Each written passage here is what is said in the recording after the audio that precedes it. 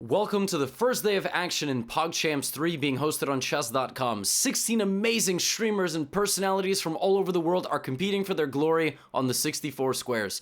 Today I've got the matchup in Group B for you between Pokimane and Daniel Negreanu, and we'll also take a look at the Group A matchups between Myth and Benjy Fishy, as well as Neeko and Sardoche. So let's just go. Let's just get right into it. 6 timestamps on the video player. Let's go. Daniel Negreanu and Pokimane. Pokimane begins with the white pieces, and she starts out with d4. Daniel comes out swinging, plays e5. Now, I am responsible for this. I did show this to Daniel. I did give him the precaution that the England gambit could be a little bit tricky to handle, especially if they know what they're doing. And Pokimane takes this gambit, and then on knight c6, knight f3, queen e7, she doesn't chase the pawn, which is kind of what the gambit is predicated upon. And Daniel did mention that a lot of his opponents do this. Instead, she plays the move knight c3. She had been prepared. Knight c3 is the best move, and after knight takes e5, you put your knight in the center and just go directly after this queen. The best thing for black to do here is probably to take, force this pawn to capture since the e-pawn cannot take, and then simply drop back. After this, black tries to kick out the knight with c6 and d5. But Daniel got a little bit aggressive with queen d6. And now she plays bishop to f4, and the entire position ties together. Daniel has to defend his knight, because even if he takes this kind of x-ray here with the bishop through the knight, through the queen, and down to this pawn, while the queen supports this knight, is dominant.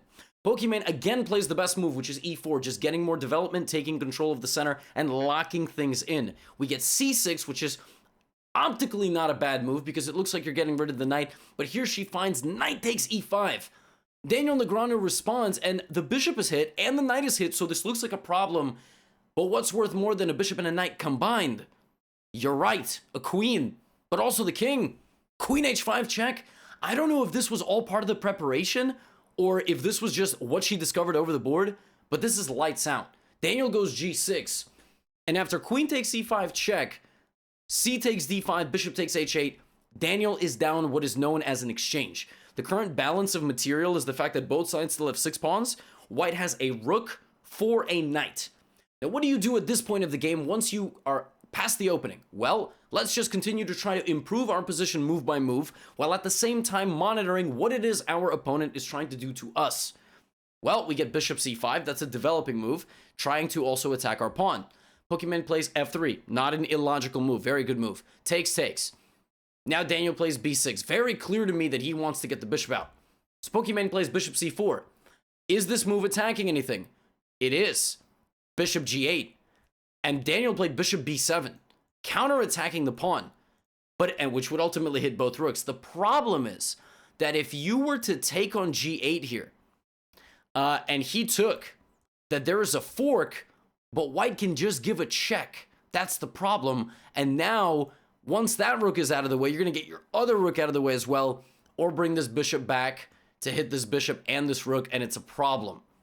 Essentially, the way I can put this in general terms is white will make 2 very quick threats and will never end up losing material. Now, there is, of course, long castle, which x-rays, but Daniel would have to find that. What we get in the game is rook f1. She plays a little bit more defensively. This allows him to castle. Bishop takes g8, rook g8. Now bishop comes back. Good idea there by Pokimane to just simplify the position. She's now got rook versus bishop, and each side has 5 pawns. Now, at this point of the game, we're in the end game. This is now, we've made that transition. Once half of the pieces about between rook, queen, bishop, knight have been traded, this is the way I want you to think about it. The next step here for white would be to infiltrate on the 7th ranked. When you have 2 rooks, that's what you need. You also need to make sure your king has a getaway, so your king is never caught on any back rank problems. A rook trade here, easily winning, and then you infiltrate. So let's see, rook f8, a good move, king b1, a little bit too abstract. Because think about it, black wants to play a move which is attacking us here.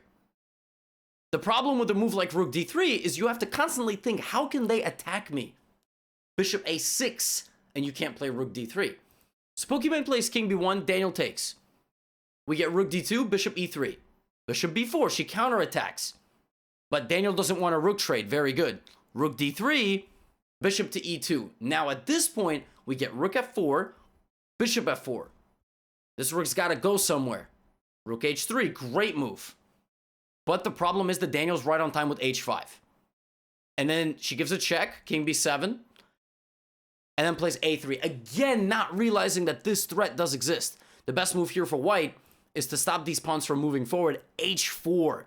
Ideally putting it on the same color square as one of your pieces, like your dark squared bishop, so it's never a weakness, right? Because if you go to h3, black can play h4, g5, and just target that pawn forever, right? So instead we get this, and Daniel now has gotten a second pawn. In the endgame, it's not just the material, it's the passed pawns. And watch as Daniel just invests. He notices in the safety of his king, he's got a lot of free squares, so these checks don't scare him.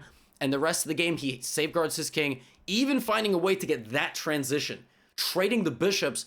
But because his pawns are so strong, he's able to calculate this all the way down, and he makes that queen.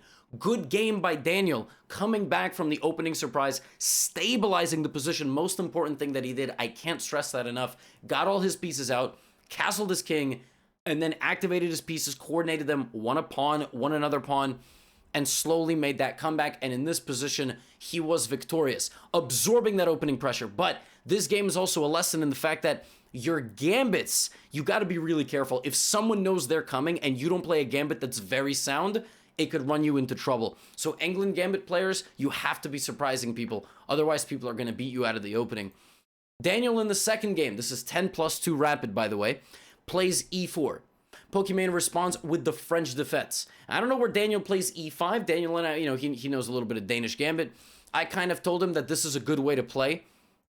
Just kind of take as much space away from your opponent as possible. Pokimane plays c5, c3. This is all correct. Now knight e7. The idea being you want to take in the French defense, advanced variation, and put this knight on f5. We got bishop g5, h6, and the queen slides out. Would have been a little bit better for the black queen here to go to b6. This is significantly more common in the advanced French because you pressure the center through the lens of the pawn and the b2 pawn, which in this case, this bishop abandoned that queenside pawn, and now that queen is able to come out to b6 and go straight down and attack that b2 pawn, right? But Pokimane plays queen c7, so Daniel takes. The problem, you've now destabilized your center. Black can start taking back. She plays the best move, knight f5. The bishop drops back, she takes, Daniel lurches out with b4. Bishop drops back because it doesn't want to get taken. Now white continues developing with bishop d3, castles. Now here, Daniel plays a great move. He plays takes, takes. Why is that so good? Because that knight was really strong. It was exerting a lot of pressure on this bishop. It was exerting pressure on the center. Daniel now also in the future can set up a discovered attack on this queen. And the pawn lost the guard. But ironically, taking this pawn is bad. Why? It's not good because white is lacking in development drastically. White is one move away from castling still, and at least 2 moves away from getting the knight out and the castle and then connecting the rooks. So now black plays a5, which is just an amazing move. I mean, that 660 rating is the most deceiving thing in the world. That outside pawn break is how we would characterize that. That's a pawn trade in the position that if white were to capture, would allow black to activate their rook, hitting the queen, targeting the center. Bad news for white. But Daniel keeps it together and pushes. It's the only thing he has. Now, Pokimane doesn't just move her knight because it's under attack. She counterattacks, danger levels. A queen is worth more than a knight, so she plays this. She activates her bishop and attacks the queen, which makes Daniel go all the way back, and now she moves her knight. I would have liked to see a little bit more active move. She could have continued the danger levels concept and brought her rook. That way she activates the bishop and the rook, and then and only then would she move her knight. But she plays knight b8. I can't really complain. Castles and b6. b6 is the one spot where, again, it's kind of like she should try to activate her knight. She should try to get to the open file. She should try to create threats. A move like b6, which doesn't seemingly do anything, just a pawn push, stabilizing the position, it's a move of last resort. You want to scan the position for where your attacking opportunities are. Can I attack anything that also improves my position? To be honest, the move bishop c4 is just straight up a fork, right? If you run this position through a computer, it wants black to play the move g5 to try to trap this bishop on g3. But even a move like g5, you can kind of conceptualize why the computer wants that, right? But okay, we get b6. It's not a blunder. Now we get a trade. Daniel plays the move knight d2, and here black is winning. Again, if you conceptualize, what can I capture? Are there any checks? Where are the attacks in the position? So, Pokimane took this pawn because it was a capture, and if takes, then takes. And she's not wrong. But scan your attacking possibilities first. And actually, if you look around this position, there is a move for black, which is an attack and also wins material. And that move is f4. It just straight up traps the bishop on g3. And she could have been a piece up. Now, I'm not saying she wins on the spot, but that's a pretty darn good start. That is why you got to look around. Now, I urge people to avoid taking things that end up in pins, because Daniel begins stockpiling the pressure and then plays this move. The point being that if you take the pin, there is this. But if she had played queen c4, she would have been fine. So would have Daniel. He would have played this. Whether or not that was all seen is another story. But it spooked her enough that she played this instead, not realizing that she could just straight up take this knight. But once your brain blanks on that one tactical motif, you just assume you're under pressure here. In fact, in this position, black can still take. This is still very much a possibility. And then after bishop takes e5, you don't take, your queen is hanging. You have to take what's worth the most. Start with the forcing nature of the position, conceptualize what those best moves are, and then that is how you have to not come up with the move you play necessarily, but that is your guiding light through the chess thought process. Queen c5, and now Daniel takes, and he's able to convert this position, but right here, he misses a mate in two. The king is on the same diagonal as the bishop, and Daniel did say afterward that he was trying to play it a bit more safe, totally understandable, but tactical motif. Pinned, which means this is not guarded. Queen h6 check, king g8, queen g7. Beautiful. Chef's kiss, lights out. But Daniel plays queen g6. I cannot hate on a man who's trying to play a nice converting game. Look at Pokimane, by the way. Seeing this, down material, as we saw in that first game, looking for her opportunity. If that bishop were to move, then she would have a back rank checkmate. She'd sack on e1. Now Daniel, an experienced player, defends the bishop and also gives us, and then, yeah, see, Pokimane had a little bit of tunnel vision looking for that.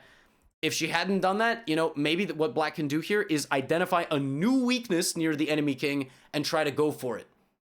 So, for example, rook d2, and then, like, b6, queen c6. Look at that. Where are they going? And now, actually, in this position, black is winning. There's no way for white to stop mate. It's insane. There's literally no way. Not one of white's look how quickly it can all change. So, identifying a square near the enemy king and then immediately going for it. But she played rook c3. That is it's never too late to get tunnel vision, and Daniel was able to clean it up very kind of convincingly. And in this position, he won. He played, I believe, bishop h6 and queen g7. Or rather, he was going to play bishop h6 and queen g7, but Pokimane resigned in the fact that she has no more checks. The white king is safe. As much open space as you see in front of it, it is safe. It is looking good. And yeah, it's a convincing victory by Daniel, who takes a 2-0 win. But this matchup was lopsided by 520 points and didn't feel that way at all. So this is a very, very good start. Now, I have a couple of other games I wanted to show you on the day. 2 games from each match, which were very competitive. This was a match between Neeko and, well, his chess.com username is Sardoche, I think. Shetty? I don't know. I'm not very good at French. And Neeko. That one is pretty self-explanatory. So, f4. Neeko likes the bird opening. Inspired by Anna Rudolph. And in fact, she plays a modern twist on the bird, because the way I know the bird is you're supposed to play g3, bishop g2, and castle. Now, Neeko gets really hostile. And what our Frenchman is doing in this position is not bad, but he's restricting the movement very severely of his bishops. Right, he's playing a very solid, that's what we call it, but a very passive setup. Passive setups which don't, well, that is about as far advanced as his pawns have gotten. The thing about passive setups is that they really rely on pawn breaks and piece maneuvering to key squares. And you'll notice as the game goes on, pawn breaks really do begin to happen, right? Knight goes to e4 because if pawn takes, there is this. So then we get knight to e4. We get d5 attacking the knight on e4. We get knight back to d2. e5 by black, another good pawn break. And here, Neeko plays the top engine move, which is also just exceptional. She plays the move e4. She pawn breaks while another pawn break is going on. The point being that after takes, she goes knight takes and activates her knight. And in activating her knight, activates her bishop to defend the f4 square. Takes, and now rook a7. Now at this point, white transfers that knight to d6. Black takes it, and then moves the rook out of the way. Now here, position is completely in the balance, again, despite the over 500 point rating mismatch, which shows you how competitive these games were. White can continue to try to go for a pawn break. White can try to activate on this f file, because again, you don't have an f pawn. Your g pawn's all the way up there. So if you move this knight at some point, you'll activate your rook, and you'll activate the bishop like this. Rook e1, not a bad move, rook a6. Rook takes, queen takes, and now knight back to d2. This is it's not a bad move, and frankly speaking, I mean, the engine says one thing, but for this level of chess, the backwards knight move to transfer it forward later and activate the bishop and activate the queen's diagonal, I like it. I'm gonna say I like it. Backwards moves, take a step back to go 2 steps forward. Life is good. We get knight to d4, bishop to f1, rook takes d6. A blunder, right? Because when the knight came to d4, it activated this. And here, white kind of lost the thread. And the Frenchman started taking over. In fact, he found a beautiful little tactic here. Rook takes bishop. Because when takes, now the king and the rook are on the same diagonal. So check here, and queen takes a8. Now black is completely winning. To convert a position like this, a couple of things need to happen. You gotta go swarm the enemy king. When you are up a lot of material, you either transfer the game to an endgame, or you just go lights out and look for mate. And that's exactly what black did. He played bishop all the way down to h1 looking for queen g2 mate. Neeko plays queen g4, stopping mate, threatening this kind of, and threatening this as well. Black plays queen a1. Now she should hide her king kind of over off to the edge, but she goes to the middle. They repeat moves one time. And queen e2 is a trade, or rather could have been a trade, where white would have emerged with an extra knight. Now, black still has a bishop, so black is still winning. But in this position, the trade still happens, and white kept fighting. To Neeko's credit, she kept fighting. Now we are in a pure endgame. In a pure endgame like this one, black needs to bring the bishop all the way out of the corner, bring the king, and bring the pawns all together, like the parent escorting the kids to school. And that is kind of what was happening for a while, until we got a bishop hang. The bishop was forgotten about in the corner. Now, at this point, you don't even need to take this pawn. You can still just bring the king. Why this is winning for black is because black's king is closer to the action, which is very important in endgames that just feature a king and a bishop or a king and a knight. And if the king comes out, the pawns will roll down the board. But black pushed the pawn and allowed white to not only save their pawn, but to bring the king. That is the most important thing. The king was brought back, even for the cost of the pawn. And then Neeko just ran her king, while the knight covers the promotion square. Now on f4, the funniest thing is she can just lose the knight. She could just take, and take. You cannot lose versus king and knight. The game ends automatically. It is a draw. There is no way to get mated with just the knight. But she was like, I don't want to lose my knight. So she did this, and then she took, and then she brought the king back, stabilized, and won it, and drew the game. The other game of the match was won by Sardoche, the Frenchman. But man, I'm gonna struggle to pronounce that name. I think it's pronounced Sardoche, but I feel so strange saying that because I feel like a guy who completely doesn't speak French, who's just trying to act like he kind of knows French, and I don't want to butcher the accent.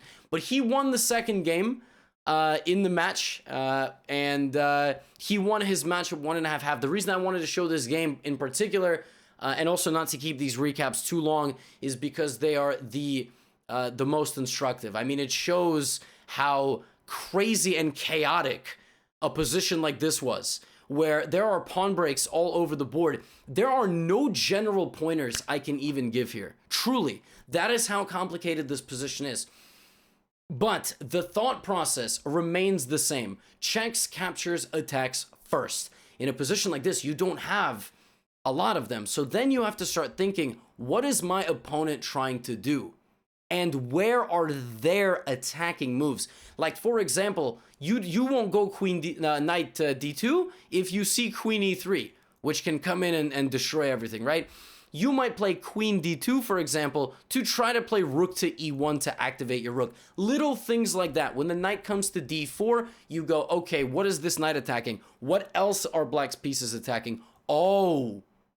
And then you would either move your knight to defend the bishop or just bring the bishop back. So it's a constant thought process. You never want to be surprised. Once this happens, well, then black is already attacking. And this little transfer of the rook to then start an attack directly on the king, perfect play from Sardoche. There we go. I tried. So a very nice game by him, and like I said, I've got another game to show you. When I said I had 2 games from the other matches, I might have said each matchup. I wanted to show you the kind of key game, the most instructive game from those matchups. And I'm going to take you to the first game between Benjy Fishy and the Myth. This matchup has a rating mismatch of 726 points, I think. My math is good. So let's see what happens. C4, E5, great. Myth takes the center. Myth develops his horses. Actually, first he develops the bishop, which is excellent. He then develops his other bishop. Fantastic play. In fact, I think black can already even consider knight to g4. It's very rare that you can counter fried liver. But if you haven't seen my fried liver video, this tactical pattern does exist for the other side. And after d4, ed4, you can actually get yourself in some seriously hot water. After knight takes f2, king takes f2, queen f6. And if you think I'm going too fast and you've never seen this before, after this is done, you're watching this right now, go type in fried liver, and it's the exact same tactical pattern.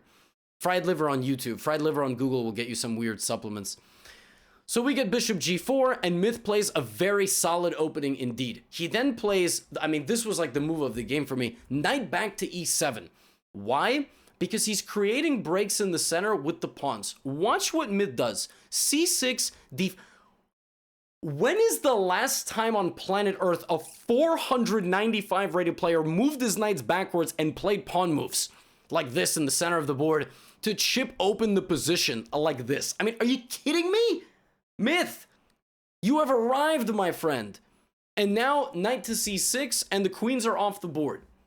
White plays knight back to e2. What does that do? That activates this, but the bishop is still laser beaming here.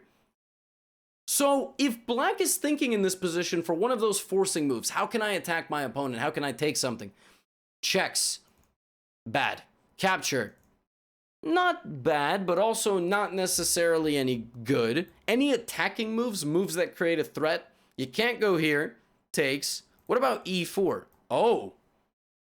And who's guarding the horses? Because if you go here to guard this guy, I got 1, 2, 3. You're not surviving that. e4 would have been lights out. He would have won this. But he plays h6 a little bit more solidly. And that is how, but then he played knight b4, knight c2, and he actually caught him. And what I was going to say, that is how our thought process has to work in chess. Constantly scanning and keeping an eye on things that you can attack. And Myth took an early lead. Takes, but all of a sudden he had to deal with a triple fork. Now, your bishop is hanging for free, your rooks are hanging, and one can take the other. Of course you move the bishop. It is better to get 3 for 5 than lose 3 for nothing. All right, for those of you that are mathematically inclined. But there is something on the same file as this knight.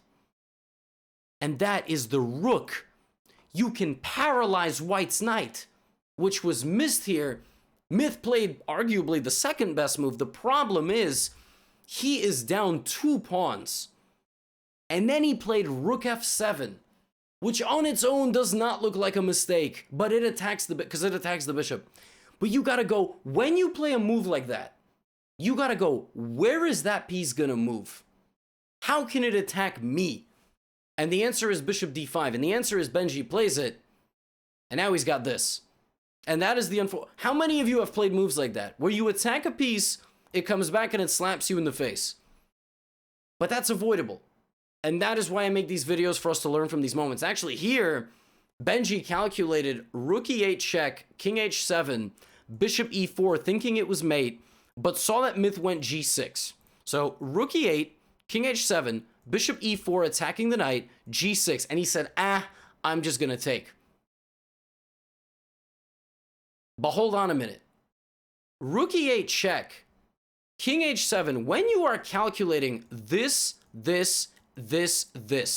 and you say that doesn't work, what doesn't work? Is it the first move or the second move? Because the first move deflects the king from defending the rook. The chess brain is funny like that. Benjy calculated rook e8, king h7, bishop back, and he decided it doesn't work. But that doesn't mean rook e8 is a bad move. It means your second idea is wrong. His first idea was right. So rook e8, that's called reciprocal thinking in chess. Step 1 works, but step 2 doesn't. That doesn't mean step 1 doesn't work. That means maybe step 2 doesn't work. And if you go 1, 2, and 3, that doesn't mean that 2 doesn't work. That means, right? So exactly. But he takes, and now we're in the end game. We've got rook and bishop. We got passed pawns. What do we do with passed pawns? Okay, not necessarily. I mean, I would have just went c5, but all right, a4. Let's go. Good. And there you go. And this game was actually mildly more dramatic than it had to be.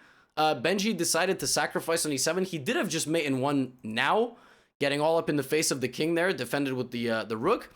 But he went back to something that he knows, which is just getting the ladder mate. But Myth, actually, to his credit, created kind of a nice little barrier here and should have went and hid behind the pawns. So that you immobilize your own movement, and then what you would do is hide like this. And in this position, white does not have a check, so white might be inclined to go like this, and all of a sudden it's a draw. You've gotten stalemated. You've stalemated yourself, and you've survived. But that and Myth went to the middle and got into trouble. But Myth should have hid behind his pawns, because it's never too late for the opponent to screw something up. It's never too late. So the thing he did there that was great is he immobilized his own pawns, because in stalemates you have to have no legal moves. So he made it that his pawns had no legal moves, and then he should have went and hid behind the pawns. He didn't. Credit to Benjy, just very effortless conversion, gets the ladder mate.